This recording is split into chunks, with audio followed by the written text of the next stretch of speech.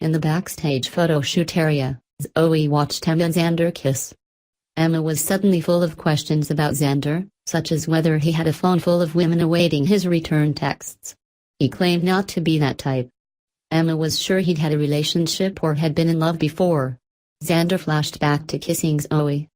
He said he'd thought he'd been in love, but it hadn't worked out that way. Emma wanted to know about the ex-girlfriend in England. Xander said she'd been fun, unpredictable, adventurous, and a little crazy. The woman had been up for anything, but things had become intense. The girlfriend had become possessive.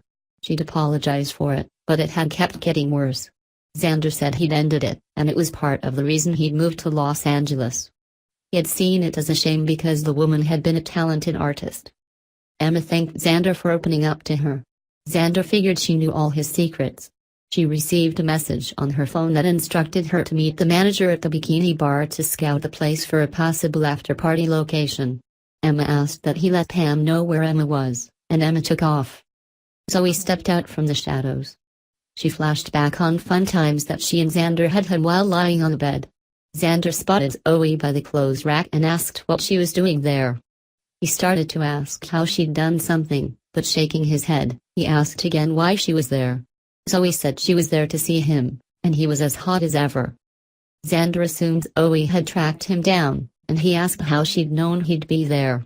Zoe replied that she hadn't had much luck finding him in London. She asked how many times he'd told her about his famous cousin, Maya, and Forrester. Zoe reminded him that he'd said they'd go to LA together. He'd get started at Forrester. She'd get her paintings in the posh galleries downtown, and they'd spend weekends at the beach. Zoe said it had been a brilliant plan, until he dumped her and disappeared while she'd been out. She assumed he'd feared changing his mind if he'd done it in person. Xander said he'd had to get away and start fresh. Zoe wanted to do the same thing. She said her place wasn't far from Forrester, and they could go there to get reacquainted. Xander noted that he was at work, and she said they could do it after work. "I don't think so," he responded. Zoe apologized for whatever she'd done to make him want to end things.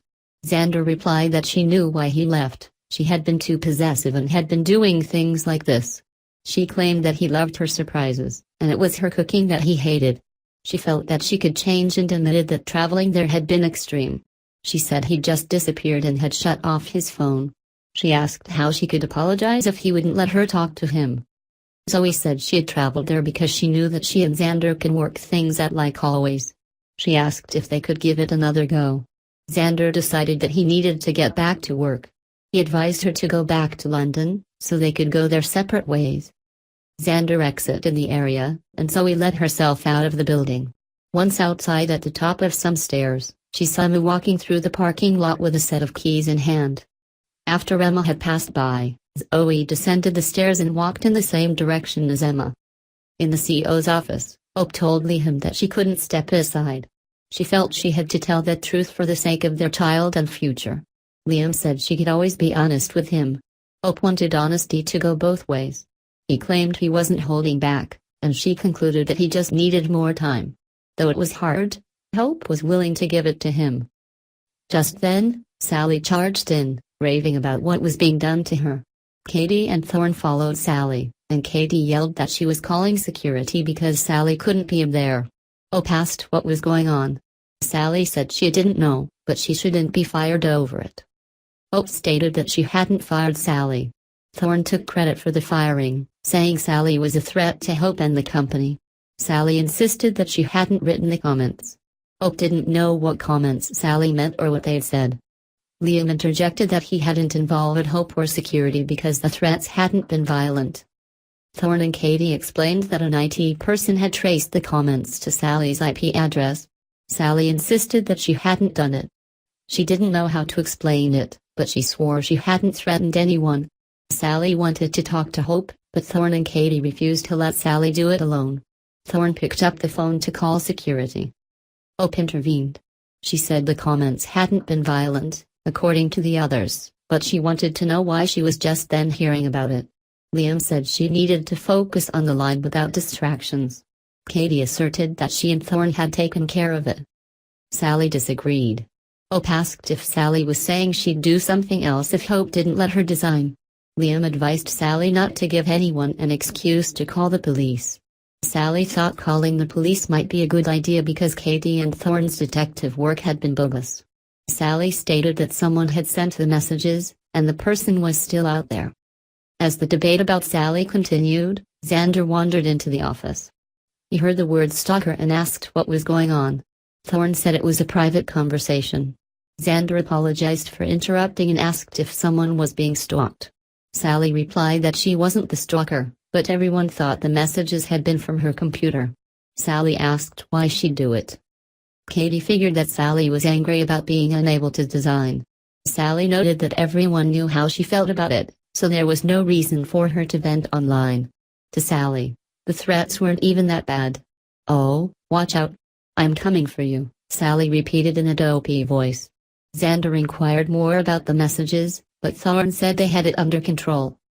To Liam, Xander asked if the messages had seemed dangerous. Liam said they'd been creepy, but that was all? Xander asked to see them. Liam said he'd archived them in case they'd needed to give them to police. Thorne threatened to do it if Sally wouldn't accept the firing. Xander stated that he needed to see the comments. Thorne gave Xander a look. Xander said he knew that he wasn't part of it, however, he believed Sally hadn't made the comments. Xander claimed to have an idea of who had. Thorne believed they knew who'd done it, but Sally urged Thorne to at least let Xander take a look. Everyone gathered around a laptop at the desk. Xander reviewed the comments and the images that had been beside them. Katie and Liam explained that the comments were directed at Hope because she was in all the pictures that the stalker had commented on. Xander noticed that the other person in every photo with Hope was Emma. Hope asked what Emma had to do with it. Xander replied that he once would have said that Emma had nothing to do with it, but he'd found out that his ex-girlfriend was in town and had been at Forrester. He'd had no idea that she'd traveled to Los Angeles. Liam asked if the woman could have something to do with it. Xander said his ex could be intense and possessive. He cited that she'd figured out where he worked, and she'd seen him with another girl. He didn't think the threats were aimed at Hope. He believed they were for Emma. At Bikini Bar, Emma concluded her meeting with the manager, and on her way out, she bumped into Zoe again. Emma was excited to see her again. Zoe said she hadn't gotten Emma's name the last time. Emma gave it to Zoe, who asked if Emma wanted to split some chips. Emma said she was on business and needed to get back to work. Zoe was sure they'd see each other again. Laughing, Emma remembered that Zoe had said they'd meet again, and she'd been right. Zoe thought that Emma could stay a few moments and was sure no one would miss her right away at work. Probably not, Emma replied and sat at a table with Zoe. Zoe claimed that Emma had been on her mind. Zoe felt bad about the clothing stain. She added that Emma was practically the only person Zoe knew in LA. Some shirtless guys passed the ladies, and Zoe asked if all the guys were hot there, like Emma's boyfriend. Emma said the guy she'd been with wasn't her boyfriend yet. Zoe figured he would be. Zoe could tell how much Emma fancied the guy because she hadn't given the other guys at the bar a second glance. Zoe wanted to know about the relationship, but she said Emma could say so if Zoe was being too pushy. Emma thought it was nice to have someone to talk to. Agreeing, Zoe said she'd done a lot of socializing back home, but she had been mostly alone in LA. Emma replied that she knew the feeling. Zoe noted that Emma had someone and asked his name. Emma revealed Xander's name and said he was from London. Emma asked if Zoe was, too. Zoe claimed not to be but said she knew the city well. Zoe turned the topic to Emma's origins. Emma said she'd moved to the city for work, and it was where she'd met Xander.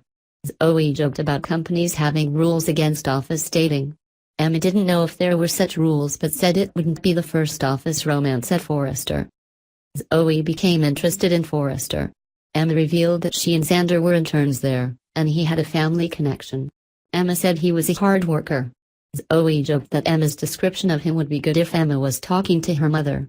Zoe urged Emma to say what he was really like. Emma described Xander as sweet, kind, and supportive. Zoe was surprised that a guy like that hadn't already been taken. Emma stated that there had been a woman back in London, whom he described as creative, adventurous, and a little crazy. Maybe too crazy, Emma reckoned. Zoe repeated it. Emma elaborated that the woman had been possessive, and it had seemed intense because he'd moved to get away from her. Emma decided to get some tea from the bar and asked if Zoe wanted anything. Zoe said she hadn't decided what she was going to do yet. Zoe stared at Emma as she ordered from the bartender.